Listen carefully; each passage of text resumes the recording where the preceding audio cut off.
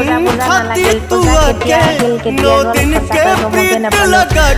আজি যিহেতু বিসৰ্জন দিবৰ কাৰণে এয়া মাৰ প্ৰতিমা লৈ গৈছে ঘাটলৈ তাকে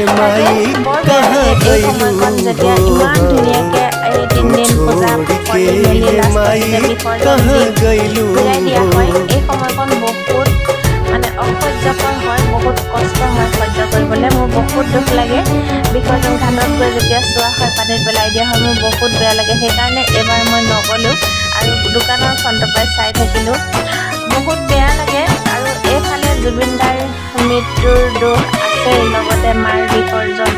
কোনটো কিমান সহ্য কৰিব কওক